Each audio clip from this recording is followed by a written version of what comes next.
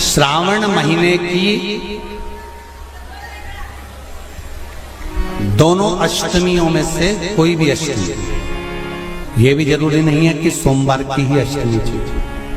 श्रावण महीने की दोनों अष्टमियों में से कोई भी अष्टमी को बेर के पत्ते पर लाल चंदन, बेलपत्री के पत्ते पर पीला चंदन, शमी के पत्र पर केवल कोई चंदन लगाने की जरूरत नहीं, सादा केवल एकदम कुछ भी उसमें लगाकर नहीं, सिंपल। पहले लाल चंदन वाले पत्ते, फिर बेलपत्री के पत्ते, फिर शमी के पत्र शिवलिंग के ऊपर समर्पित कर कर उसको उठाकर वापस लाकर बेलपत्री के पेड़ के नीचे ही एक लोटा जल समर्पित कर कर पहले पत्ते चढ़ा देंगे, फिर लोटा भर जल समर्पित कर देंगे। उसी चढ़े हुए पत्तों में से 5 बेलपत्र को लेकर अपने घर जा रहे और अवधूतेश्वर महादेव, कौन से महादेव? अवधूतेश्वर महादेव। ये अवधूतेश्वर महादेव कौन से हैं? आपको कथा में कई बार वर्णन करा गया है। शंकर भगवान को क्रोध आया, ब्रह्मा जी ने क्रोध को लिया, समुद्र में डाला। उस रूप को क्रोध का एक रूप था, क्योंकि जो मदिरा पान करने वाले होते हैं, व्यसन करने वाले होते हैं, गलत काम करने वाले होते हैं, इनको सुधार करे जाओ। जितना तुम समझाओगे ये उतना आग बबूला होंगे। तुम बच्चों से कहोगे गलत लड़के के साथ रह रहा मत रहे, तो और ज्यादा क्रोध करेगा, और चिड़चिड़ करेगा, और अपशब्द कहेगा। तो ये क्रोध को संयमित कर अवधूतेश्वर महादेव, अवधूतेश्वर महादेव का स्मरण कर 5 पत्तों को लेकर आइए। कुछ समय बाद जैसा जैसा समय की अनुकूलता मिले, आप किसी मदिरा का पान करने वाले या किसी व्यक्ति को वो पत्ते दोगे या प्रसाद के रूप में दो तो अच्छी बात है, नहीं तो उस पत्ते का थोड़ा थोड़ा भाग भी प्रतिदिन मात्र 21 दिन तक अगर थोड़ा थोड़ा भाग भी दे दिया जाए तो धीरे धीरे धीरे धीरे मदिरा पान, व्यसन, गलत आदतें छूटना प्रारंभ हो जाती है और वो शंकर की शरणागति ग्रहण करते हैं। महाराज शिव अर्चना, ये तो अभी अभी लोगों की थोड़ी सी सोच गलत हो गई। ये दुनिया के लोगों को ये तो मालूम नहीं है भगवान शंकर के लिए। हाँ, शंकर भगवान के पास में भांग रहती है, शंकर भगवान के पास में भांग रखी हुई होती है। शंकर भगवान का भांग का श्रृंगार होता है, क्योंकि उसको बूटी के रूप में, औषधि के रूप में लिया जाए। पर कोई कहे कि शंकर भगवान भांग का नशा करते हैं, तो ये संसार के लोगों को समझा देना कि शिव भांग का नशा, मेरा भोलेनाथ भांग का नशा नहीं है, शिव नशा। जितनी आंधी, जितना तूफान और जितना हवा और जितना पानी उस दिन गिरा, ऐसा कैसा ही पानी सीहोर नगर के इस कुबेरेश्वर धाम के आसपास जिस दिन से कथा चालू हुई उस दिन से लगातार, आपने भी अखबारों में और टीवी में देखा होगा, सभी जगह पर पानी, बिजली और हवा थी। एक बार बीच में हमने भी कथा में कहा था कि बाबा की कृपा से कुबेरेश्वर धाम में इतना पानी नहीं गिरा, पर आसपास के क्षेत्र में इतना पानी था कि गलियों में, कहीं बीच मार्ग पर, श्रवण बगीचे में कहीं पानी पानी भरा गया। बाबा ने पूरा 7 दिन खूब संभाल कर रखा। 8वें दिन भी लाखों लोग आए, खूब संभाल कर रखा। जब सब चले गए, लगभग 100-150 लोग यहाँ होंगे जो चारों तरफ थे। जो पंडाल नीचे गिरा हवा, आंधी, तूफान में, उसमें मात्र 12 लोग थे। ये शिव की कृपा है, ये शंकर की कृपा है। केवल 12 लोग, क्योंकि भोजन तो बंद हो गया था और भोजन का ही पंडाल था। 12 लोग में से 8 लोगों के हाथ पैर में चोट आई, जिनको हॉस्पिटल में भी भर्ती करा गया। बाबा की कृपा से सब लोगों के स्वास्थ्य ठीक रहे। 2 लोगों को भोपाल भी भेजा गया, उनको भी प्राइवेट हॉस्पिटल में भर्ती कर दिया गया। जो भोपाल में भर्ती थे अब उनको हम वापस सीहोर लिया है बाबा की कृपा से। उसमें से 2 लोगों को उनके गांव वापस भेज दिया क्योंकि वो ठीक हो गए थे और डॉक्टर की आज्ञा मांगकर वो भी चले गए। प्रतिदिन हॉस्पिटल में मिलने जाना और प्रतिदिन सबसे मिलना। उस घटना में एक मां आई हुई थी, वो भी शिव धाम में, जैसे आपको कहा था कि शंकर के लिए और राष्ट्र के लिए, भगवान की अविरल भक्ति के लिए और राष्ट्र के लिए जो अपने प्राणों को भी त्याग देता है वो कभी मरता नहीं है, वो अमर हो जाता है। भगवान शिव के धाम चले। मृत्यु तो निश्चित है। हम बार बार कथा में कहते हैं कि मौत निश्चित है, मृत्यु तो आएगी। 7 ताले में बंद कर दिया गया था राजा परीक्षित को। उसके बाद भी अनार का जो रस जा रहा था, जिस गिलास में जा रहा था, उस गिलास की पैंदी में तक्षक नाग छुपकर चले गया था और उसने डस लिया। जन्म होता है, माता के गर्भ से जब नाल कटती है, नाल कटने के समय पर हमारी मृत्यु की तारीख निश्चित कर दी जाती है कि कितनी बजे, कितने क्षण, कितने पल, कितनी घड़ी और कौन स्थान पर जाकर हमारे प्राण छूटेंगे। मृत्यु आई, बाथरूम से बाहर निकले, पांव फिसल गया, मर गए। एक मौत वो भी होती है। एक एक्सीडेंट हुआ, उसमें मर गए, एक मौत वो भी होती है। और एक मेरे अमरनाथ, केदारनाथ, बद्रीनाथ, वैष्णो देवी आदि तीर्थों में कभी कभी ऐसी घटनाएं घट जाती हैं, तीर्थ स्थान पर ऐसी घटना घट जाती है जहां जीव के प्राण चले जाते हैं, तो वो फिर जन्म नहीं ले पाते, परमात्मा की शरणागति को प्राप्त कर लेते। ये अमर तत्व में मृत्यु तो आना है, चाहे आज हम हो चाहे तुम हो। कोई अमर गोटी खाकर जन्मा नहीं है, मृत्यु निश्चित है, आएगी।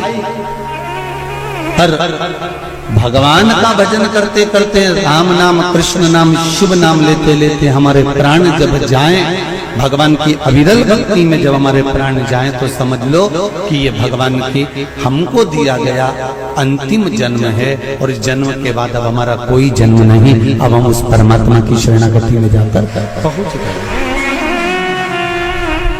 जो जीवात्मा ने प्राण त्यागे, उनके श्रद्धांजलि के भाव से, और हमारे जितने शंकर के भक्त हैं जिनको बाबा ने खूब आराम से रखा, प्राणों को बचाया। जरा विचार करिए, जो आंधी और तूफान 8:03 पर आया, वही आंधी और तूफान दिन में आ जाता तो कितने लाखों लोग थे। पर शंकर मेरा कुबेर भंडारी साध कर रखा हुआ है। लाखों हजारों लोग उस टेंट में भी थे, बीच के टेंट में भी थे, सारे टेंट में थे, पर कोई टेंट नहीं गिरा। जिस टेंट में मात्र 6, 7, 8 लोग थे, वही टेंट को भगवान ने थोड़ा सा कहीं डामाडोल करा। पर ये शिव की भक्ति, शंकर की कुछ लीला होगी जो 8 दिन 10 दिन तक जहां लगातार लोगों का आना जाना, लाखों लोग आकर जाएं और कुछ थोड़े पर निकले, ये शिव कृपा बिना नहीं हो सकता। ये शंकर की साधना। उस मां को श्रद्धांजलि। और भी कहीं कहीं पर कहीं बद्रीनाथ में जलवृष्टि ज्यादा हो रही है, कहीं इटारसी में जलवृष्टि ज्यादा हो रही है, कहीं कहीं नदियां पूर जा रही हैं। उन घटनाओं में भी कई लोग अपने अपने प्राणों का स्मरण कर रहे हैं।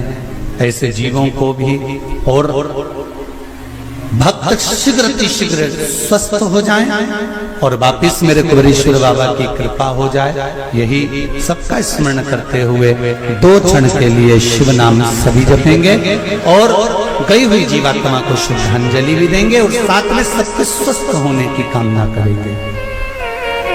श्रावण शिव महापुराण की कथा में गंगा और पार्वती की मूल तत्वता, जैसे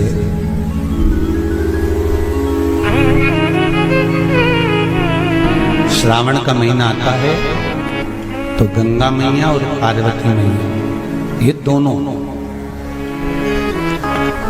सृष्टि के भार जब भगवान शंकर पर आ जाता है 4 महीने तक, जिसको हमारे यहाँ चतुर्मास कहा जाता है, तो ये 4 महीना जब चतुर्मास का आता है तो सृष्टि का संपूर्ण भार मेरे देवाधिदेव महादेव पर आ जाता है। और देवाधिदेव महादेव पर जब सृष्टि का भार आता है तो केवल अकेले महादेव इस भार को नहीं उठाता, इस भार को उठाने के लिए गंगा और माता पार्वती भी उनके नजदीक में आकर खड़ी हो जाती।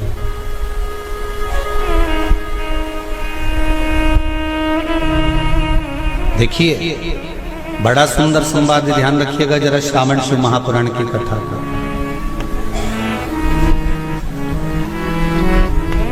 केवल एक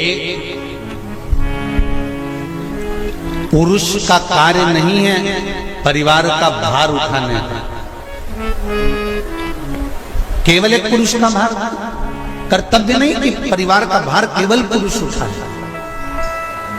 शिव महापुराण की कथा कहती है कि धर्म पत्नी जो होती है, जिसको धर्म की ध्वजा कहा जाता है, धर्म पत्नी जो होती है ये पति के साथ मिलकर आधा भार अपने माथे पर लेकर चलती है, उसको धर्म पत्नी कहते हैं, जो भार तत्व को ग्रहण कर कर चलती है। केवल पति नहीं, केवल पति नहीं, धर्म पत्नी भी भार ग्रहण कर कर चलती है। शंभु शरणे पड़ी मांगू घड़ी रे घड़ी, दुख काटो दया करी दर्शन आपो, दया करी दर्शन आपो। संपूर्ण भार पुरुष अपने ऊपर नहीं लेते, आधा भार धर्मपत्नी भी ग्रहण करते। वो भार कैसे कम होता है, जरा ध्यान देना कथा पर। पति दुकान पर जाकर, नौकरी पर जाकर, व्यापार करने पर जो कमा कर लाता है उसका भार, जो कमा कर लाया उसके माध्यम से धन से घर का थोड़ा भार कम हो जाता। ये तो हुई कमाई से। अब शिव महापुराण की कथा कहती है कि पत्नी आधे भार को कैसे कम कर देते, तो कहा धर्म पत्नी आधे भार को ऐसे कम कर देती है कि वो घर में रहकर बच्चों का देख रेख कर कर, आए हुए अतिथिगण का सम्मान कर कर, भजन कर कर, कीर्तन कर कर, पुण्य कर कर, सत्कर्म कर कर, मंत्र जाप कर कर, नाम जाप कर कर, जो भगवत स्मरण में डूब कर जितना पुण्य अर्जित करती है धर्मपत्नी, उसमें से आधा पुण्य अपने पति के खाते में देती चली जाती है, उस भार को उठाने के लिए।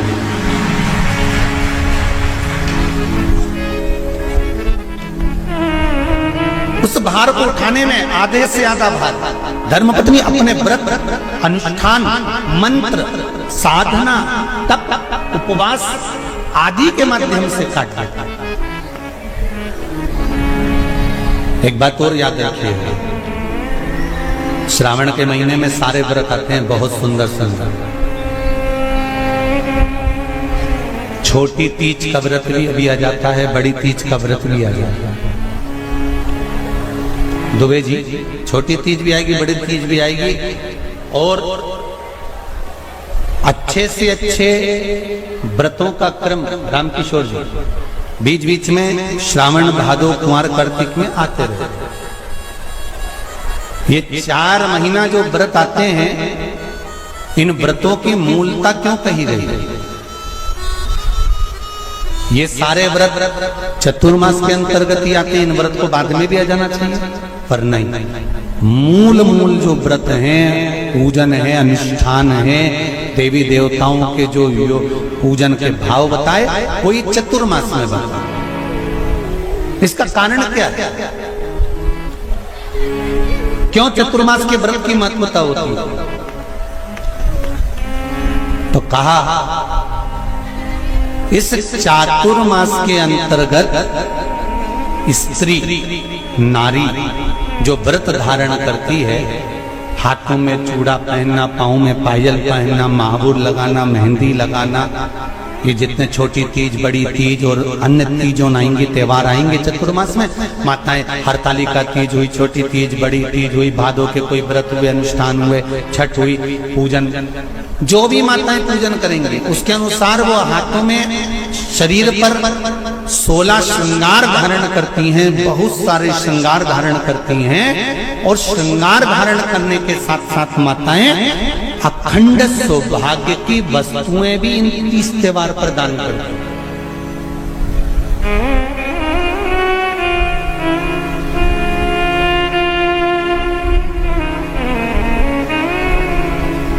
जो अखंड सौभाग्य की सूचक, जो अखंड सौभाग्य की वस्तुएं वो देने का प्रयास करते हैं, दान।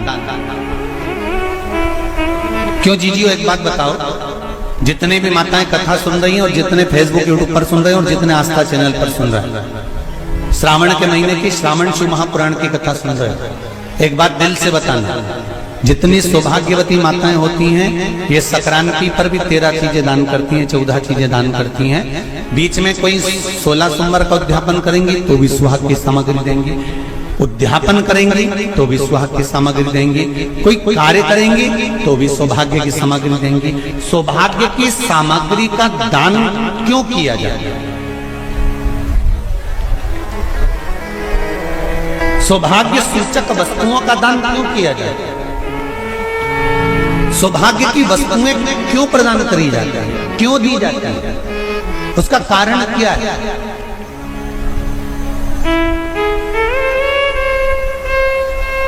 क्यों देते? महाराज,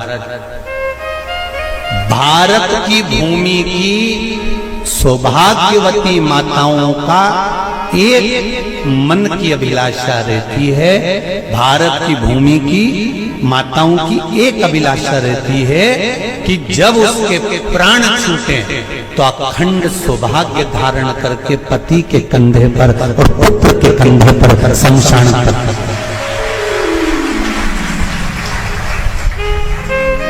ये भारत की भूमि की माताओं की सोच, उनके मन का संकल्प, उनके मन का भाव।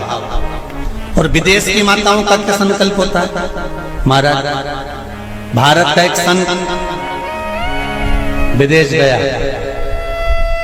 और भारत के संत जब विदेश गए तो वहां पर एक मां, एक स्त्री पति की कब्र के पास में बैठकर पंखा कर रही थी। भारत के संत को बड़ा दुख हुआ, देखो हमारे यहाँ की माताएं तो पति के साथ सती हो जाती हैं, हमारे भारत की भूमि की माताएं तो पति के साथ सती हो जाती हैं, पर ये तो विदेश की माताएं तो भारत की माता से भी बढ़कर है कि पति मर गया, कब्र के अंदर है तो भी पंखा कर रही हैं। ये तो इनसे भी बड़ी है, भारत की माता से भी बड़ी ये विदेश की माता। तो भारत के संत से रहा नहीं गया और भारत के संत ने जाकर पूछ लिया विदेश की माता से, माँ जी एक बात बताओ, हमारे यहाँ पति के साथ पत्नी सती हो जाती है, वो प्रथम गिनती में आती है, पर तुम तो उससे भी बड़ी हो कि पति मर गया उसके बाद भी उसकी कब्र को पंखा कर रही हो।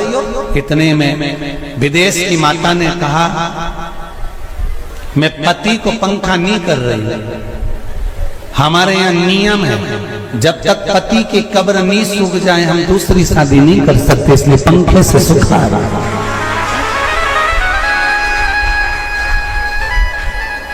इसलिए पंखे से सुखा रही हूं। मेरे भारत की माताओं में और विदेश की माताओं में अंतर है साहब। मेरे भारत की माताएं अखंड सौभाग्य की वस्तुएं धारण कर कर अपने आप को गौरवान्वितता महसूस करती हैं, और विदेश की माताएं ये सब वस्तुएं उतार कर गौरवान्वितता महसूस करती हैं।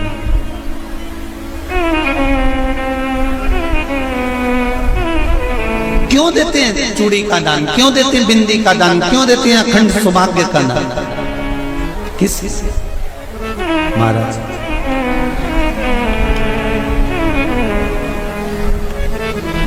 मेरे हाथों में भर भर के चूड़ी रहे,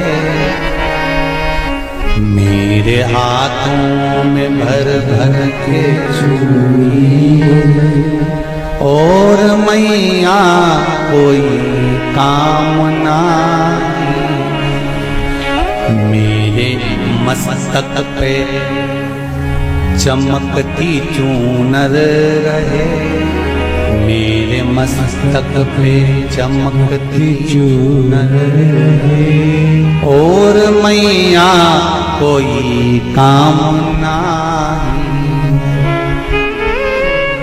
मेरी मांगों में भर भर के सिंदूर रहे, मेरी मांगों में भर भर के सिंदूर रहे, और मैया कोई कामना नहीं, मेरे पाँव में बिछुड़ी का जोड़ा रहे,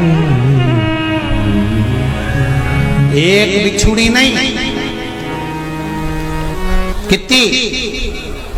2, 3, 4, 5, एक एक पाँव में जोड़े से बिछुड़ी होना चाहिए, केवल एक नहीं, सिंगल नहीं। वो तो आजकल का फैशन हो गया महाराज, जो केवल एक बिछुड़ी धारण कर लो उसी में फैशन दिखे। श्रावण की शिव महापुराण की कथा कहती है, जब बेटी को विदा करा जाता है और पहली बार बेटी के पांव में जब बिछुड़ी डाली जाती है, तो वो बिछुड़ी भी अलग अलग नहीं होती, उस बिछुड़ी के जोड़ को चेन से एक दूसरे से बंधा हुआ होता। बोलो सही है कि गलत?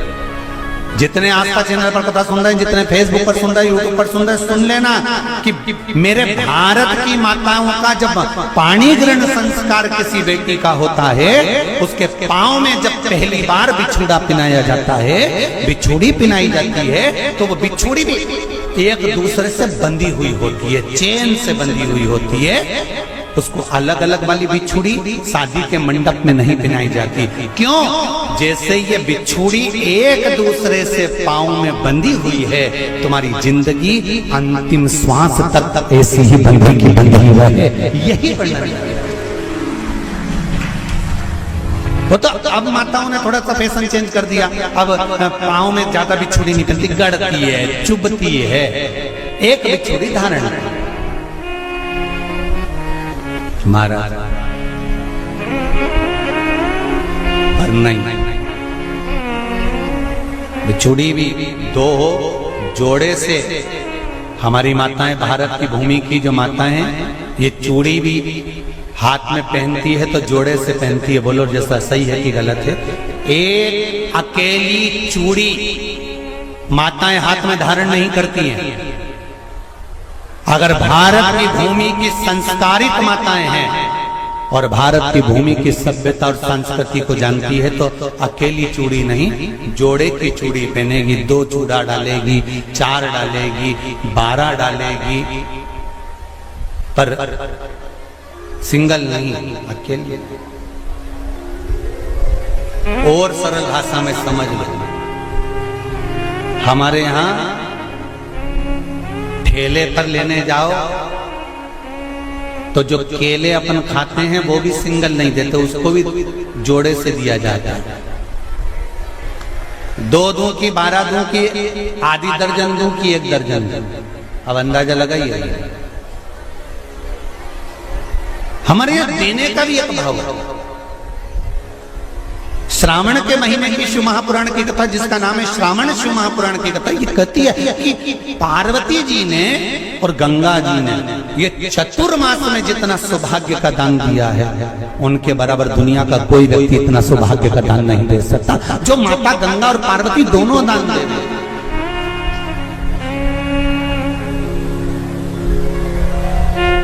प्रतिदिन दे रहे। और अब तो फैशन आ गया, तुम लोगों जो सौभाग्य का दान देते हो प्लास्टिक की डलिया में देते हो।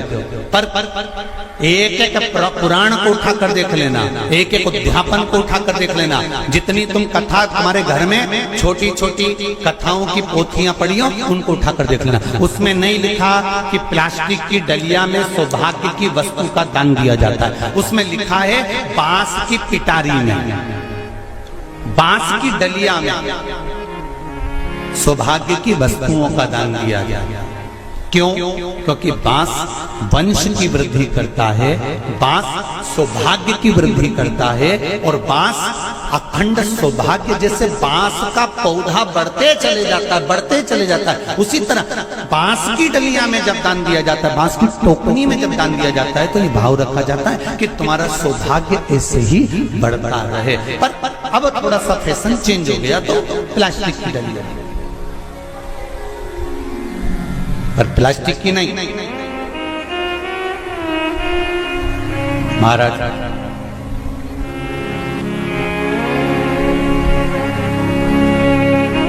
शिव तत्व की ओर चल शंभु शरणे पड़ी मांगू घड़ी रे घड़ी दुख काटो दया करी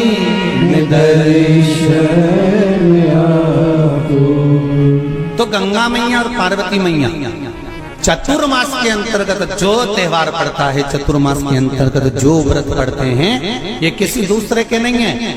तीज का व्रत माता पार्वती का, छठ का व्रत माता पार्वती का, चतुर्थी का व्रत माता पार्वती का, ये सारे व्रतों की शुरुआत गंगा और पार्वती ने अपने बल से। बोलो हर हर महादेव। ये अपने बल से बनाना, अपने बल से।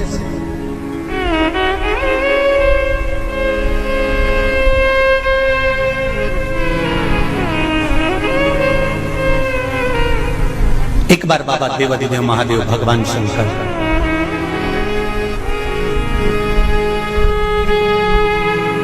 भोलेनाथ नंदी को लेकर निकले।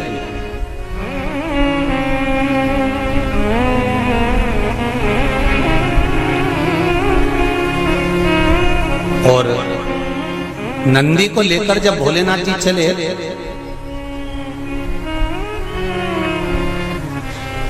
बीच मार्ग में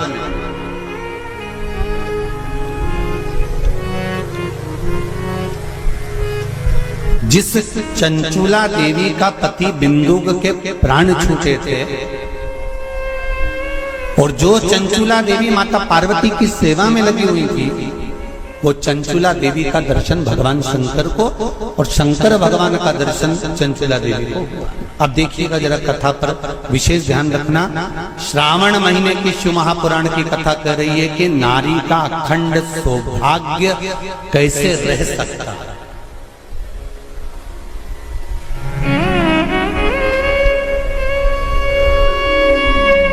अपने घर के बच्चों को, अपने घर की बेटियों को, बेटों को, अपने घर की बहुओं को, अपने परिवार को कैसे एकजुट कर कर एक साधना में रखा जा सकता है, वो शिव महापुराण।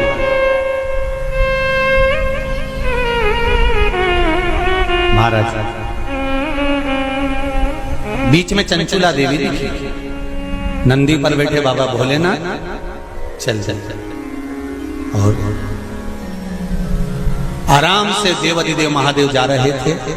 नंदी अलमस्त होकर चल रहे थे, हाथ में बाबा के त्रिशूल त्रिपुंड, मस्तक पर भस्म रमाए हुए, जटाजूट बांधे हुए, मस्तक पर सुंदर चंद्रमा है, और गंगा की धार बहते बहते देवाधिदेव महादेव चंचुला के सामने आ गए।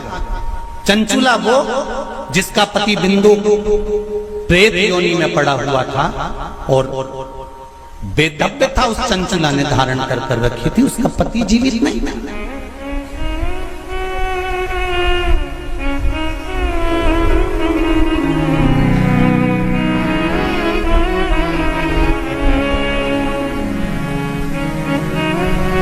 हाथ जोड़े चंचुला देवी ने,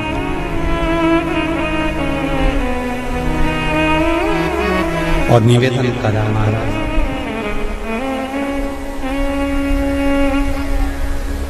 शिव महापुराण का ये मूल मंत्र, शंकर भगवान की पुराण तुम्हारे सम्मुख में है। भले आस्था चैनल पर कथा सुन रहे हो, फेसबुक यूट्यूब पर सुन रहे हो, चाहे एक वरेश्वर बाबा की पावन धरा पर ऑनलाइन शिव महापुराण की कथा को श्रवण कर, जहां बैठकर सुन रहे हो वहां दिल से बाबा से अपने मन की बात इस मंत्र को बोलने के बाद अवश्य कह देना चाहिए, उससे विनती अवश्य करना चाहिए।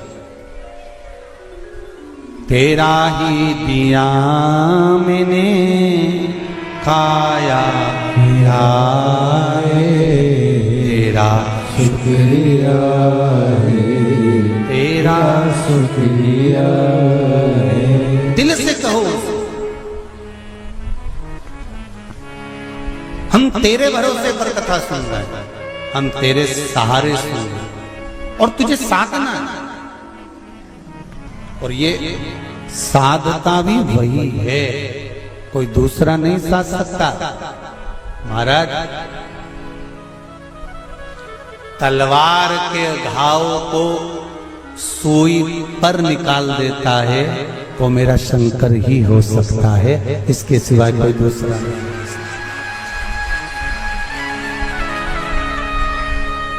तलवार के घाव को अगर सुई पर निकाल रहा है तो वो शिव है।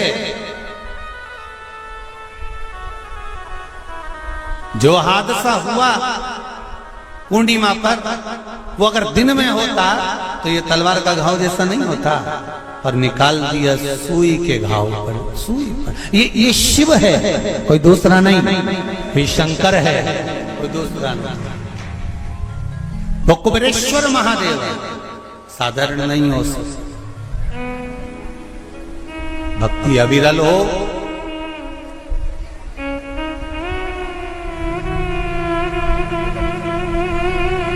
चारों तरफ लोगों ने कह दिया, कोई कहे 50 चले गए, कोई के 20 चले गए, कोई के 40 चले गए, कोई के ऐसा हो गया, कोई कहे वैसा हो गया, पर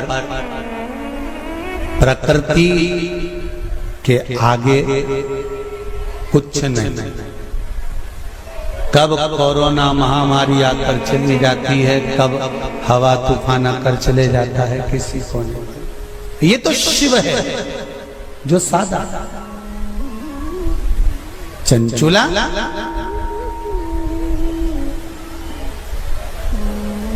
आपने मेरा मार्ग क्यों रोक दिया? भगवान देवाधिदेव महादेव ने पूछा।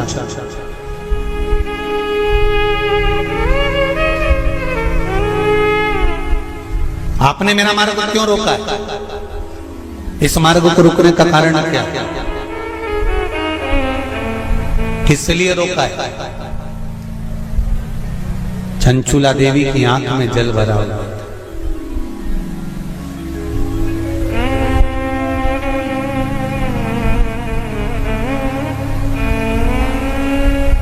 मैं बेधव्य हो गई हूं। चंचुला देवी कहती हैं, मेरे पति के धाम को मुझे वापस जाना है। जिस लोक में मेरा पति रहता है मुझे उस लोक में जाना है। शंकर भगवान ने एक बात बड़ी सुंदर कही चंचुला देवी को, आपको मालूम है? चंचुला,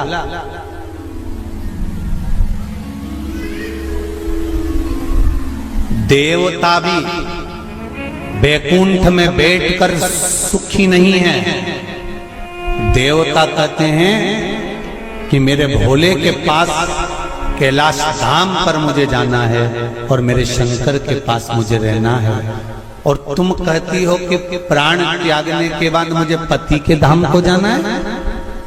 चंचुला जी कहती हैं, प्रभु मैंने भी कोई ऐसा पुण्य का कार्य तो नहीं करा कि मैं बैकुंठ जाऊं, तो इससे अच्छा है मेरा पति जो चोरी करता था, छल करता था, बेईमानी करता था, कपट करता था, प्रपंच करता था, और वो जिस जगह पर है, बोले वो नरक में है, कहां है, मैं तो उसके पास में जाना चाहता हूं। शंकर भगवान ने कहा कि चंचुला तुम मृत्यु लोक में आई हो और पृथ्वी पर आने पर तुम्हारा पति प्रेत योनि में पड़ चुका है, तो क्या तुम प्रेत योनि में जाना पसंद करोगे? ध्यान देना रे भाई, अगर कोई भूत बन गया, प्रेत बन गया, तो तुम भी भूत प्रेत बनना पसंद करोगे क्या? अरे बोलो तो जम के नहीं ना। तुम क्या करना पसंद करोगे कि अगर कोई भूल से भी भूत बन गया है, प्रेत बन गया है, शिव महापुराण की कथा कहती है अगर बिंदु का प्रेत योनि में चला गया है, तो तुम्हारा फर्ज है अगर परिवार का कोई सदस्य अगर प्रेत योनि में पड़ा हुआ है तो उस प्रेत योनि से मुक्त कराकर परमात्मा के चरणों में जाकर रख देना, ये परिवार के सदस्य का कर्तव्य बनता है।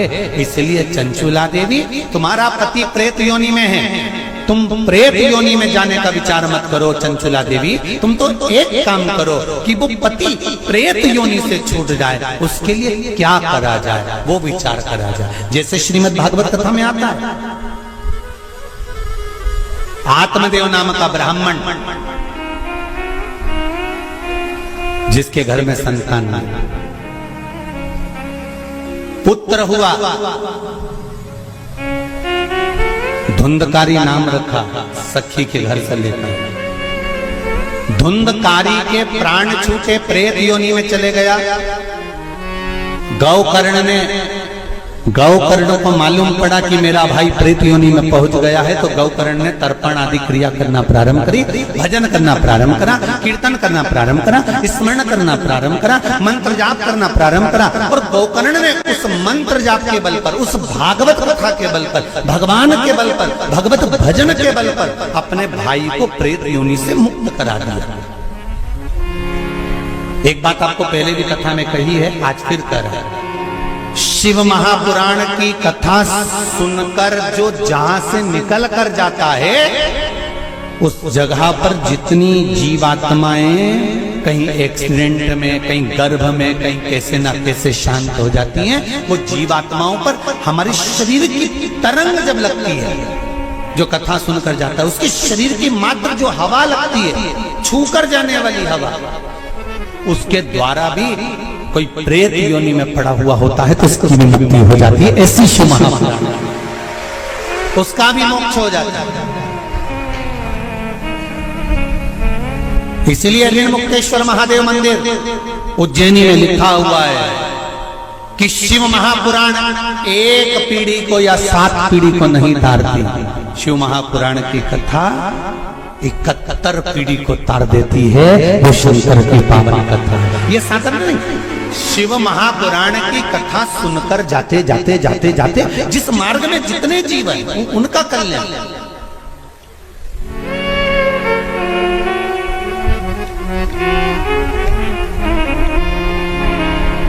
इतना तो करना स्वामी जब प्राण तन से निकले। मरना निश्चित है, प्राण छूटेंगे ये निश्चित है, कब छूटेंगे ये पक्का पता नहीं, किसकी कितनी उम्र है ये मालूम नहीं है।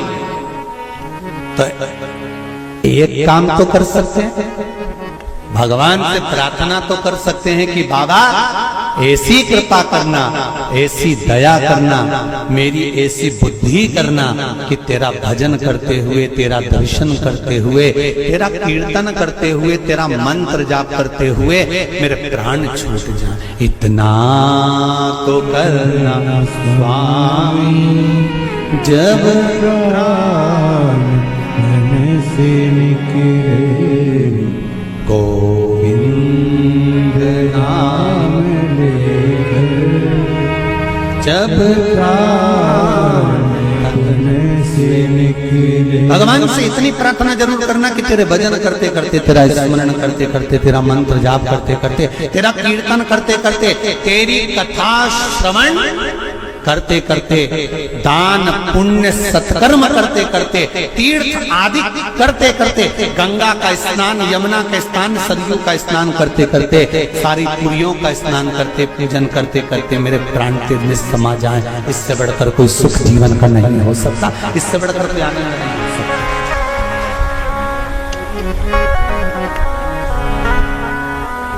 पलंग पे मत पटक जाना भोलेनाथ। कोई शरीर में ऐसा रोग मत दे देना कि बार बार बार बार बार बार शरीर को फाड़ा जा रहा है, काटा जा रहा है, बार बार। ये निकालो जांच के लिए मुंबई पहुंचाओ, ये निकालो जांच के लिए दिल्ली पहुंचाओ, ये निकालो जांच के लिए पुणे पहुंचाओ, जांच के लिए चेन्नई पहुंचाओ। ऐसा शरीर मत कर देना कि शरीर को काट काट काट काट और पलंग पर पड़ा हुआ है, सड़ रहा है और जा नहीं रहा। बाबा इतनी कृपा कर देना, पलंग पर मत पटकना, चलते फिरते तेरा भजन करते करते तेरे धाम को चली जाऊं, इससे बढ़कर कोई सुख नहीं होगा। तेरे धाम को चली जाऊं, इससे बड़ा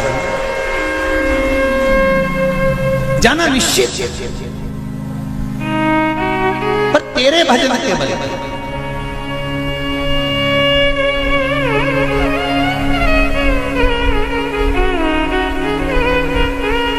महाराज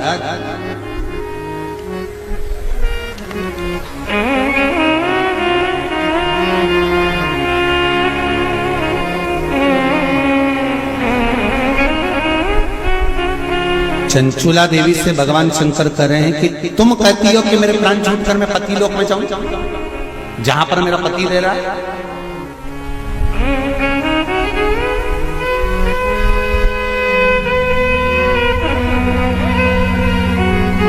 फिर ध्यान दो, इसको और सरल तरीके से समझ लो। पति मदिरा की दुकान पर बैठ रहा है और पत्नी अपनी सास से कह दे मैं तो वही रहूंगी जहां मेरा पति रह गया है। जम के तो बोलो जरा, जहां मेरा पति रह रहा मैं तुम्हारा रहूंगा। पति मदिरा की दुकान पर बैठा है, मदिरा का नशा कर रहा है, तो क्या पत्नी वहां जाकर नशा करेगी? अरे बोलो जम के, नहीं। शिव महापुराण का ये संवाद याद रखना। शंकर भगवान चंचुला देवी से कह रहे हैं पति के लोक नहीं, पति अगर प्रेत योनि में पड़ा है तो उस योनि से छुड़ाकर शिव लोक में पति को लेकर आ और खुद भी शंकर की शरणागति ग्रहण कर ले। पत्नी धर्म पत्नी वो होती, धर्म पत्नी वो होती है।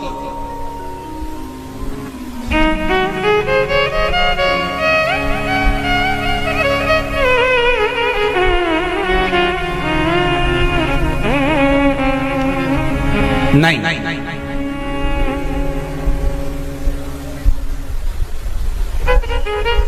तुम अगर मदिरा की दुकान पे बैठोगे तो मैं भी बैठूंगा, तुम जुआ खेलोगे तो मैं भी खेलूंगी, तुम वैश्यावृत्ति करोगे तो मैं भी करूंगी। ये धर्म पत्नी का तरीका नहीं है। धर्म पत्नी का तरीका है कि पति अगर मदिरा की दुकान पर बैठा है तो तू कुछ ऐसा कर्म कर जिसके बल पर तेरा पति मदिरा की दुकान छोड़ दे, वो अलग, मदिरा पीना ही छोड़ दे,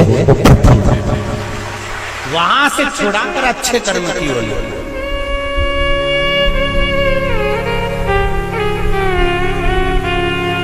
ये दुबे जी भी बैठे हैं कथा में और ये बोरबन जी भी बैठे होंगे महाराज, और ये सत्यता की बात कर रहे हैं हम दुबे जी को भी और रामकिशोर जी। तुमसे ज्यादा कथा करवाने का भाव तुम्हारी धर्म पत्नियों ने ही प्रेरित करा होगा, ये निश्चित है। ये हम भाव से, क्योंकि पति को सतमार्ग तक लेकर जाना, पति को सतमार्ग की ओर प्रेरित करना, और आज भी कमी नहीं है।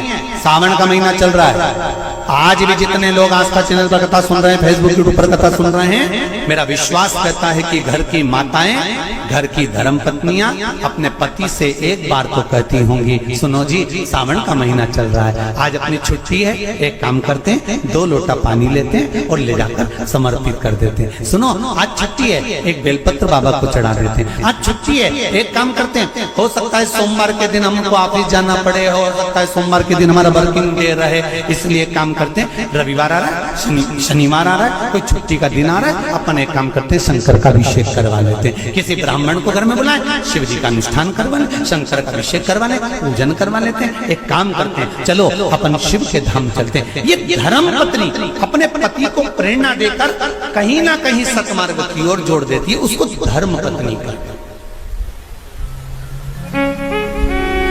वो तो कहीं कहीं की ऐसी जगदम्बा होती है,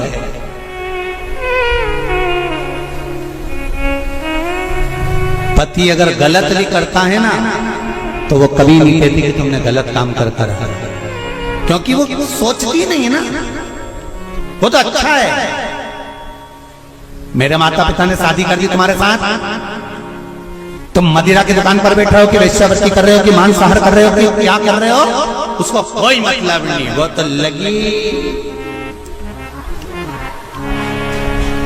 उसे कोई मतलब नहीं कि ये कहां जा रहा है कि क्या कर रहा है, पर जो दिल से चाहता है। धर्म पत्नी अगर पति को हृदय से, उसका नाम ही धर्म पत्नी है। हमने पत्नी नहीं बोला, हम धर्म पत्नी कर, धर्म पत्नी होगी। पति अगर गलत कर रहा होगा तो उसको मार्ग से खींच कर लेकर,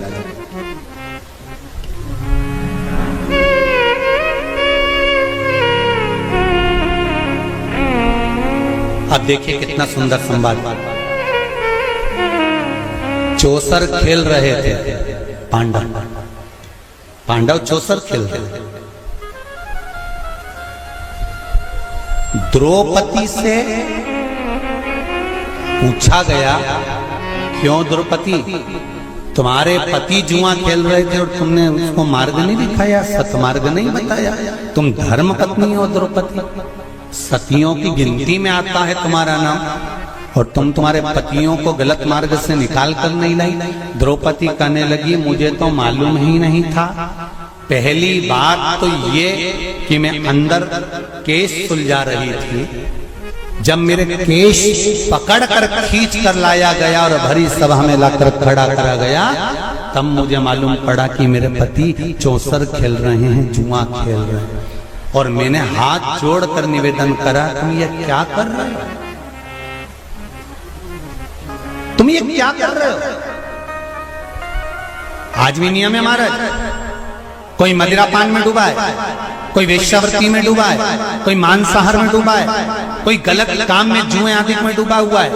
तुम छुड़ा कर रह गए कि मत जा, मत कर, तुम छुड़ा कर रह गए। तो शिव महापुराण का एक बड़ा सुंदर भाव वर्णन करा गया, बड़ा सुंदर भाव। महाराज शमी के 5 पत्ते, बेलपत्री के 5 पत्ते, बेर के 5 पत्ते, क्या क्या चीज है जरा जम के बोलो। शमी के 5 पत्ते, बेर के 5 पत्ते और बेलपत्री के 5 पत्ते। महाराज श्रावण शिव कथा कर रहे हैं, महाराज भगवान शंकर का अनुमोदन कर रहा है, स्मरण कर रहा है। कथा कहती है, यदि गलत मार्ग पर पति गया है तो उसको सत मार्ग पर लेकर आ,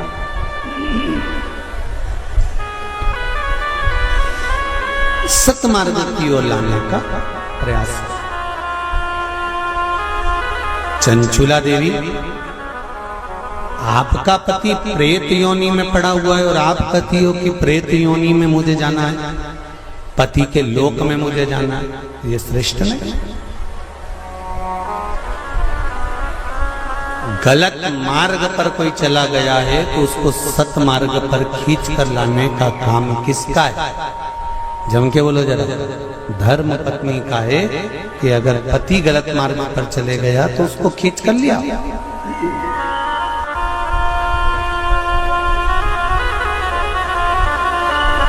यदि पति गलत काम कर रहा है और पत्नी सोचे कि अब तो मैं भी गलत काम करूंगी, तो इसमें श्रेष्ठता नहीं, उसमें श्रेष्ठता नहीं होना चाहिए।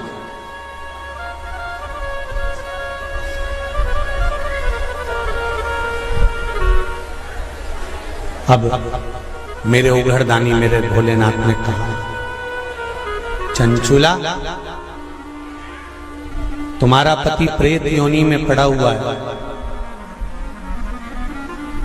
केवल एक धर्म पत्नी ऐसी होती है जो पति को प्रेत योनि से भी छुड़वा सकती है। श्रावण शिव महापुराण की कथा बड़े ध्यान से सुनना मेरी जीजियों, स्मरण करिएगा जरा कि धर्म पत्नी में वो बल होता है कि पति को प्रेत योनि से भी छुड़ाकर बाहर कर सकती है धर्म पत्नी। धर्म पत्नी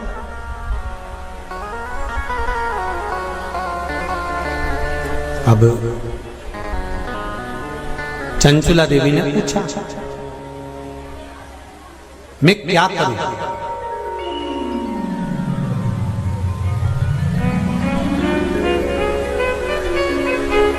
शंभो शरणे पड़ी मांगो घड़ी घड़ी दुख काटो दया करी निदर्शन आपो।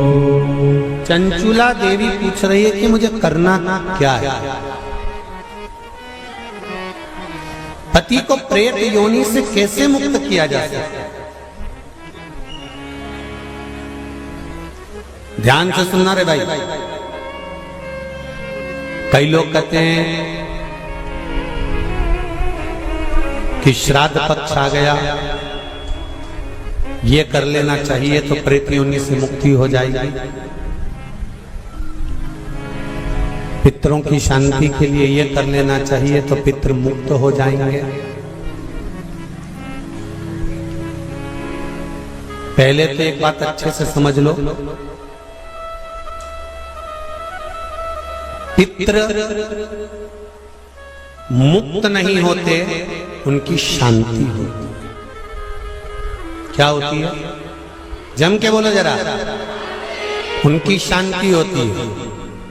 जब आप किसी तीर्थ में स्नान कर रहे हो, जब आप किसी तीर्थ में हो, स्नान कर रहे हो, पुण्य कर रहे हो, सत्कर्म कर रहे हो, भजन कर रहे हो, कीर्तन कर रहे हो, मंत्र जाप कर रहे हो, तो उसका एक अंश, एक भाग हमारे पूर्वजों के खाते में, हमारे पितरों के खाते में जाता है,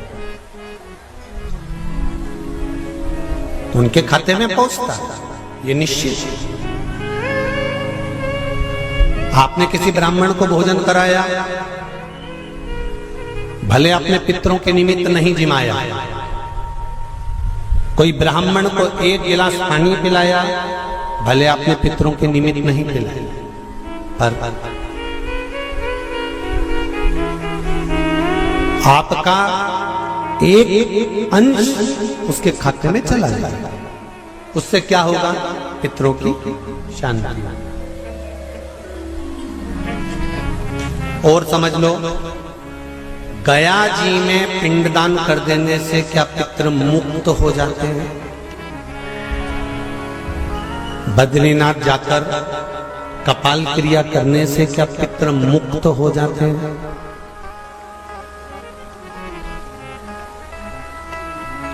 भाई,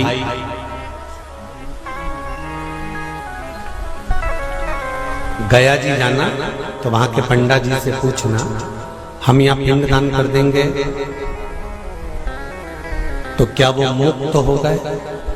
पंडा जी कहेंगे, आप अपने पूर्वजों को गया का पिंड देकर, उनका पिंडदान कर कर आप उनको भगवान विष्णु के चरणारविंद में छोड़ गए, पर आप घर जाना तो घर पर जब जब श्राद्ध पक्ष आए तब ब्राह्मण को भोजन जरूर करो।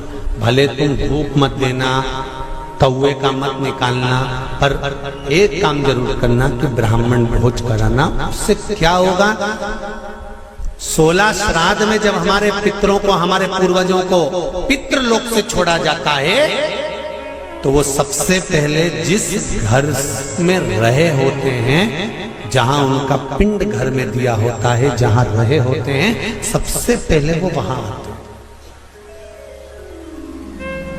सबसे पहले वहां आएंगे। और अगर तुमने उनकी तिथि पर, उनके वार पर अगर आपने भोजन करा दिया है, तो उनकी मुक्तता नहीं, उनकी शांति हो जाएगी।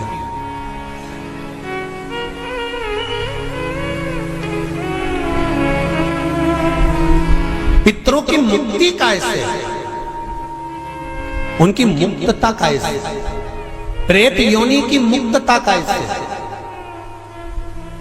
तो कहा जैसे भगवान का नाम लेने वाला व्यक्ति दूसरा जन्म नहीं पाता, उसी तरह भगवान का जो भजन करते हैं, कीर्तन करते हैं, मंत्र जाप करते हैं, या शिव महापुराण की कथा, राम कथा, भागवत कथा, विष्णु पुराण आदि आदि जितनी भी पुराण हम श्रवण करते हैं, हमारे श्रवण करने का एक भाग हमारे पितरों के खाते में जाता है, तो उस कथा के फल से उनकी मुक्ति हो जाती है, उनकी कथा के फल से मुक्तता। प्रेत योनि से मुक्त हो गया धुंधकारी, बिंदुक प्रेत योनि से मुक्त हो गया। काय से हुआ, शंकर का स्मरण, शिव महापुराण की कथा का रस तत्व ग्रहण करना, राम कथा, भागवत कथा का मात्र स्मरण करना, उससे मुक्त।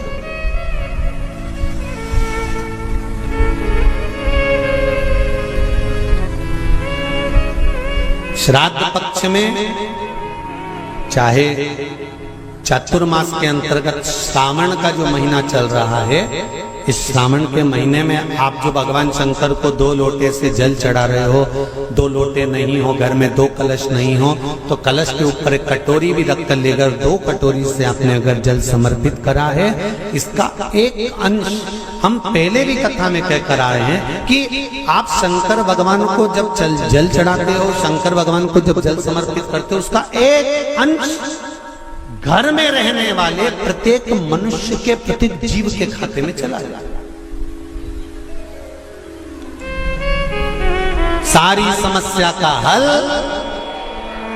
जम के बोलो जरा, 1 लोटा जल, ये सारी समस्या का। भगवान शिव कह रहे हैं, चंचुला तुम प्रेत योनि में मत जाओ, अपने पति को प्रेत योनि से खींचकर कैलाश धाम लेकर आ जाओ। इसको धर्म पत्नी कहते हैं, जो पति से कह दे कि तुम गलत काम कर रहे हो, ठीक है वो अपनी जगह पर धर्म पत्नी का फर्ज है कि वो गलत काम करने वाले पति को भी धर्म का पथ निश्चित करे, धर्म का। तेरा ही दिया मैंने खाया पिया है, तेरा शुक्रिया है, तेरा शुक्रिया है। चंचुला देवी ने पूछा कि मेरे पति को प्रेत योनि से छुड़ाकर आपके चरणों में लाने का तरीका क्या है, उसका तरीका है क्या? तो कहा उसका केवल एक तरीका है। भगवान शंकर कहते हैं एकाग्र चित्त होकर कोई अगर मेरा गुणगान करे, शिव कह रहे चंचुला देवी, शंकर का मात्र गुणगान करने वाला, शिव महापुराण की कथा को मात्र श्रवण करने पर तेरे पति प्रेत योनि से छूट जाएगा। चंचुला देवी ठहाका लगाई, हंसी, मुस्कुराई।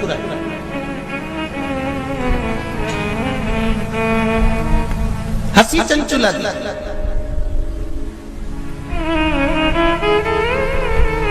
अब देखिए कोई व्यक्ति समझा रहा है, आपकी सास बहू को समझा रही है और बहू सिर पर पल्लू लेके न ठाका लगाकर खूब जोर जोर से हंसे, तो ईमानदारी से बोले सास को गुस्सा नहीं आएगा? कैसी पगली है, अकल क्या सब बेच खाई इसने। मैं समझा रही हूं और ये ठिठोली बना रही है। मैं इसको समझा रही हूं और ये मेरे ऊपर हंस रही है। सास बहू को समझाए और बहू खूब ठाका लगा लगा कर हंसे तो सास को बुरा लगता है। शंकर भगवान के सामने चंचुला देवी हंसी पर मेरे शिव जी को बुरा नहीं लगा। क्यों? शंकर भगवान कहते हैं कि ये मनुष्य का शरीर जो मिला है ना, 60 साल 50 साल 70 साल 80 साल 90 साल 40 साल, आजकल उम्र की कोई सीमा है क्या? 100 वाले 90 वाले तो बहुत कम मिलेंगे साहब। जितने भी मिलेंगे आप कहीं पर भी सूचना पाओगे 65 का था, 70 का था, 72 का था, 80 की तो बॉर्डर कबड्डी जैसे छू के आते हैं कहीं कहीं के। 80 85 और 90 की बॉर्डर तो कबड्डी जैसे छू के आते हैं।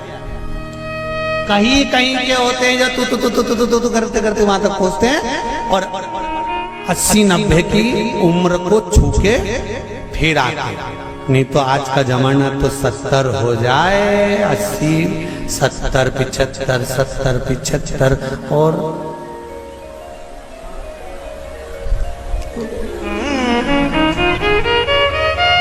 और बीच में कोरोना जैसा आ गया तो फिर तो 75 भी जाने लगे। 35 40 42 45 और अभी भी देखो, आप देखिएगा जो कोरोना महामारी में जो बुढ़े बुढ़े लोग हैं ना, कई बुजुर्ग लोग आज भी सेफ हैं और उन्हीं के पड़ोस में रहने वाला कोई 33 साल का, कोई 40 साल का, कोई 45 साल का, कोई 50 साल का, उन्हीं के पड़ोस में रहने वाला। और कई कई बूढ़ी बूढ़ी माताएं तो आज भी कह देती हैं, भगवान हमको उठा देता, इनको बेचारे को बचा देता। भगवान भी मन में सोच रहे, डोकरी को कौन ले जाए? अरे भाई, हंसते हंसते मृत्यु भी उसकी आती है जो शंकर का उपासक होता है, भगवान का भजन करने वाला है। हंसते हंसते मृत्यु भी उसी की आती है जो शिव का उपासक है। नहीं तो इंजेक्शन बॉटल और शरीर सड़ रहा है, पड़ा है। बउओं ने 4 बार गोबर लीप के गीता जी सुना के नीचे सुला दिया, 3 बार गंगा जल भी पिला दिया, पर डोकरी फिर बोली चाय लिया, फिर तो पीते से उसका क्या, तो फिर उठते हुए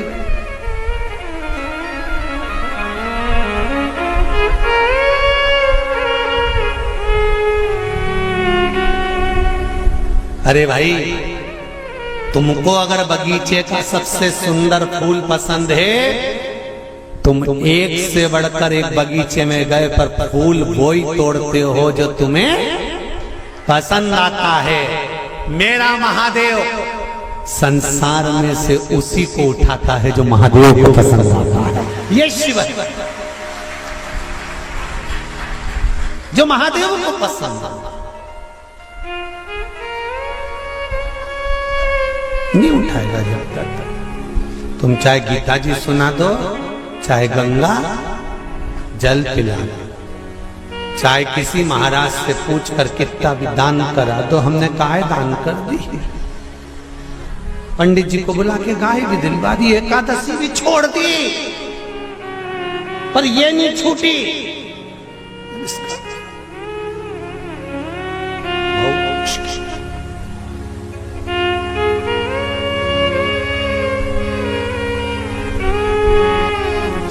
ने ठहाका लगा दिया, नंदी पर मेरे भोलेनाथ है, मेरे शंकर नंदी पर विराजमान। और जो चंचुला देवी हंसी ना, शंकर जी प्रसन्न हो गए। सास समझाए बहू को और बहू हंसते जम के, तो सास को बुरा लग जाता है। मेरे महादेव को मुस्कुराने वाले पसंद है, वो कभी बुरा नहीं मानता कि कौन हंसा, उसको इसलिए आपको कथा में कहा, आपके पास में अगर एक लोटा जल नहीं है, बेलपत्र नहीं है, आपके पास में चावल का दाना नहीं है, फूल नहीं है, तो क्या कहा था, शंकर जी के मंदिर में जाना और उसको देखकर एक स्माइल कर कर मुस्कुरा कर भी आ जाना। शंकर जी भी समझेंगे इतना दुख इसकी जिंदगी में है, तो वो भी मुस्कुरा रही है, तो पार्वती जी भी कह देगी चिढ़ा रही है, काय का मुस्कुरा रही है, वो चिढ़ा के कह रही है कि दुख तुमने दिया है तो मिटाओगे भी तुम, इसलिए मैं मुस्कुरा रही हूं कि मेरे दुख को मिटा देना। जैसी प्रसन्न होकर मैं आई हूं तुम्हारे मंदिर में, ऐसी प्रसन्न कर कर भेजना, ऐसी प्रसन्न।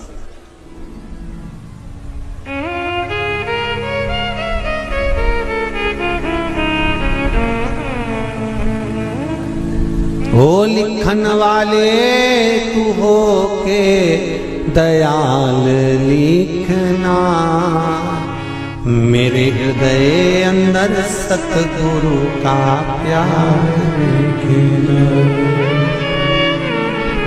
हाथों पे लिखना सेवा गुरु की, पाँवों पे गुरु जी का द्वार लिखना, मेरे हृदय अंदर सतगुरु दा प्यार लिखना, नैनों में लिखना दर्शन गुरु के, शिव रूपी गुरु मिल जाए तो दर्शन, होठों पे शिव जी का नाम लिखना, मेरे हृदय अंदर सतगुरु का प्यार लिखना। इन शब्दों में मेरे गुरु शिव रूपी गुरु का नाम, शंकर का नाम, इससे ज्यादा मुझे कुछ नहीं चाहिए,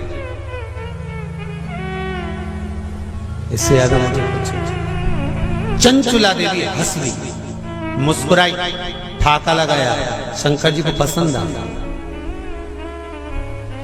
अब और अच्छी बात सुन लो, बहुत अच्छी बात है, श्रावण शिव महापुराण में मिली है। वो तो ये दोनों जजमान थोड़े दमदार अच्छे मिले हैं ना, तो कथा का भी एक आनंद श्रावण के महीने में मिल रहा है। जरा देखिए, जरा सुनिएगा। सारे राक्षसों की कथा निकाल लो तुम आज घर पे जाकर, रावण को निकालना। जब जब राम के सामने आता था तो ठाका लगाता था कि नहीं लगाता था? बोलो जम के सही है कि गलत है?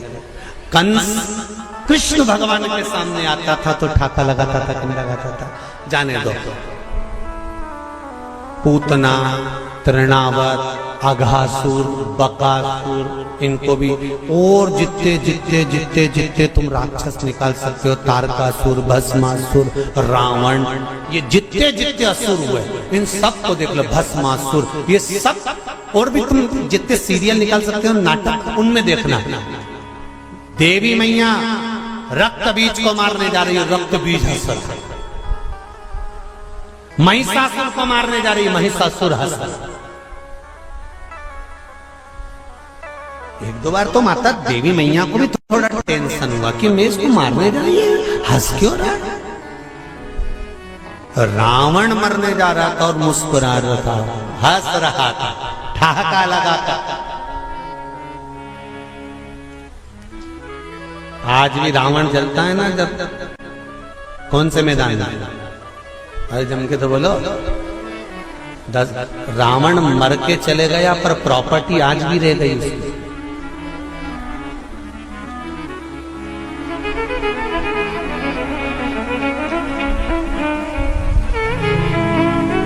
रावण चला गया था पर पूरे भारत में प्रॉपर्टी आज भी रावण के नाम से है। तुम्हारे जिस नगर से तुम आए हो वहां पे आज भी मैदान का नाम, जरा जम के बोलो, दशहरा मैदान। तुम्हारे यहाँ राम जी की प्रॉपर्टी राम जी को सिद्ध करने में सालों लग गए थे। अयोध्या मेरी है, और रावण लंका में रहने के बाद भी भारत में कह के चले गए दशहरा मैदान मेरा है। तुम्हारे नगर में कोई राम मैदान है? अरे बोलो तो जब कृष्ण मैदान है नहीं, पर पूरे भारत की भूमि पर हर गांव नगर शहर में एक मैदान जरूर मिले, दशहरा मैदान। इसलिए तो रावण हंसता था, मुस्कुराता, प्रसन्न होता, आनंदित होता। तो किसी ने रावण से पूछा क्यों रे, तू तो निपट गया, फिर प्रॉपर्टी भारत में क्या कर रही तेरी? रावण जहां जले उसका नाम दशहरा मैदान। राम जी का आज तक कोई मैदान नहीं कि राम मैदान, दशहरा। रावण से पूछा गया कि ये तेरा मैदान आज तक क्यों है? रावण बोला ये मेरे मुस्कुराने का कमाल है। ये मैं जो मुस्कुराता था ना, उसमें मेरा भोलेनाथ कायल हो जाता था। बस इसीलिए कहते मुस्कुराने में सब कुछ छुपा हुआ, सब कुछ।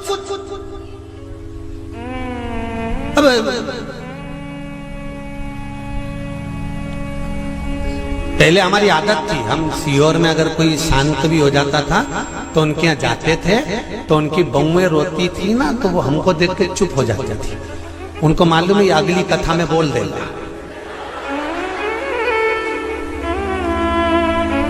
तो बहुएं चुप हो जाती थी हमको देख के।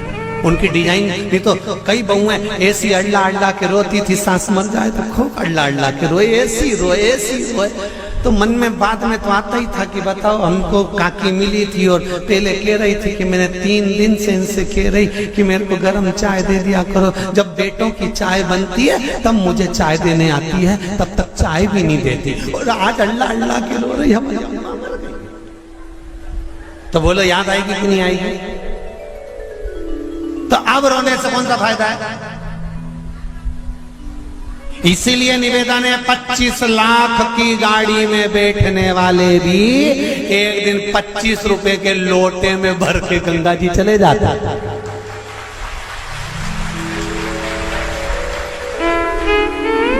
अकड़ में तो रहना नहीं। 25 लाख की गाड़ी में बैठकर घूमने वाले भी 25 रुपए के लोटे में भरा जाएंगे, इसकी कोई गारंटी नहीं है जीवन की। इसलिए चंचुला देवी ठहाका लगाकर हंसी, शंकर को पसंद आया, मेरे भोलेनाथ को प्रसन्नता।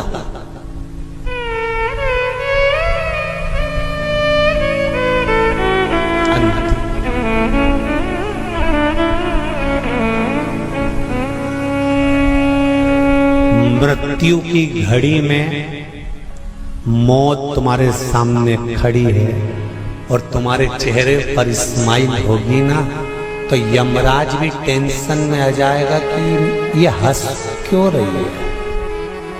तुम रास्ते से निकल कर जाओ, एक प्रैक्टिकल छोटा सा करके देखना, तुम रास्ते से निकल कर जाओ, जाते जाते जाते जाते थोड़ा सा मुस्कुरा कर चले जाओ, तो 4-6 दुकान वाले टेंशन में रहेंगे। बोलो सही है कि गलत है?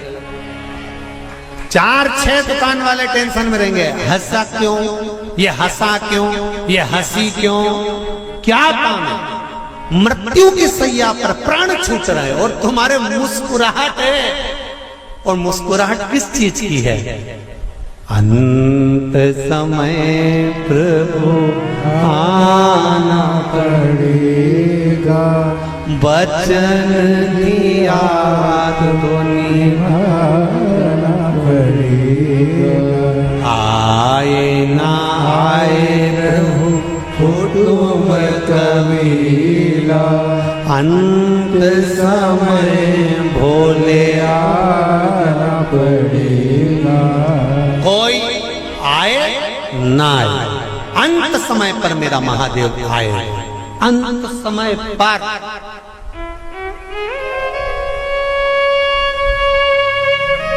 मृत्यु की घड़ी पर अगर मुस्कुरा भी रहे हो ना आखिरी में, तो यमराज को चिंता लग जाएगी।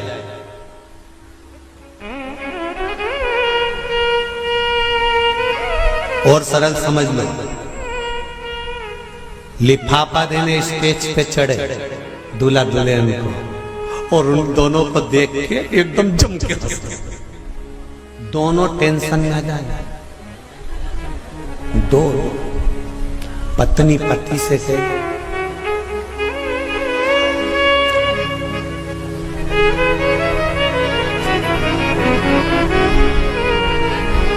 फिर पति भी कहेगा,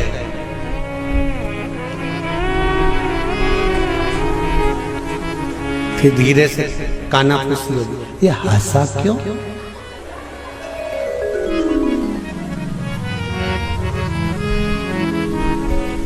और फिर वो दूसरी बार आए और फिर जम के तो पूछोगे कि नहीं पूछोगे? इधर आ रहे हो बेरू, इधर ये बता कि तू स्टेज पे आता है और बहुत तेज हंस के जाता है, बात और टेंशन दोनों को है, बात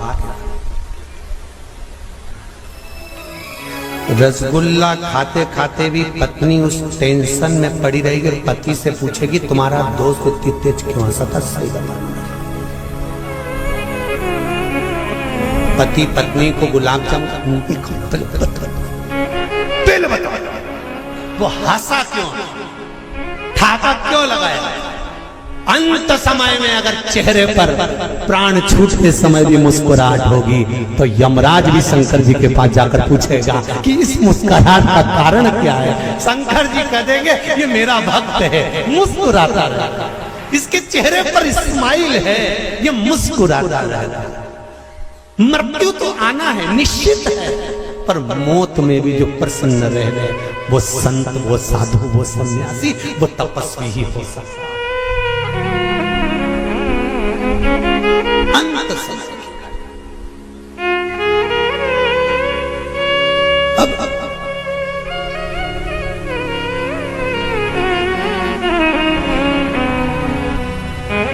शिव जी को टेंशन नहीं हुआ, शंकर भगवान को बड़े प्रसन्न हुए। शिव जी ने को सोचा मन में इतना अच्छी बात है, आज चंचुला मुस्कुराई है, ठाका लगाकर हंसी है। चंचुला से पूछा तो क्यों हंसी है, तेरे हंसने का कारण क्या है, मुस्कुराने का कारण क्या है?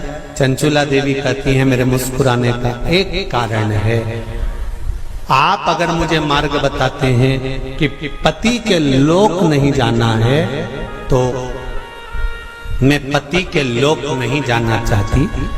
ये बताओ कि मेरे पति को इस कैलाश पर आपके चरणों में कैसे लाया जा सकता है?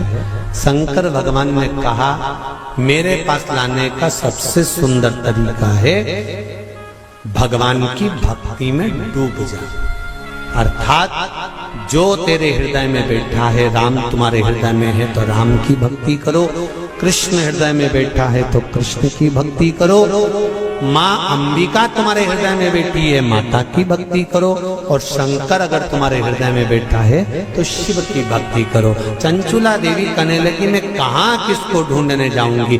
बैकुंठ में भगवान विष्णु है, ब्रह्मलोक में ब्रह्मा है, इंद्रलोक में इंद्र है, पर पृथ्वी पर मृत्यु लोक में तो मेरा देवाधिदेव महादेव है, तो इसी से मेरा पाला है, तो इसी का नाम क्यों नहीं जपना?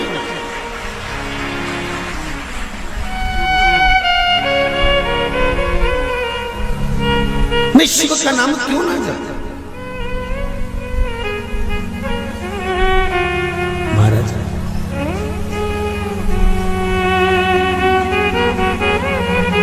मेरे भोले तेरा सहारा है, मेरी नैया का तू किनारा है।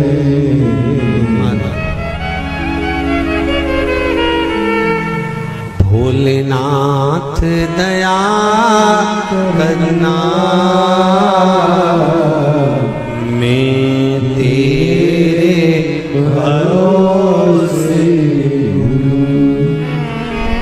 मेरे बाबा दया करना, मैं तेरे भरोसे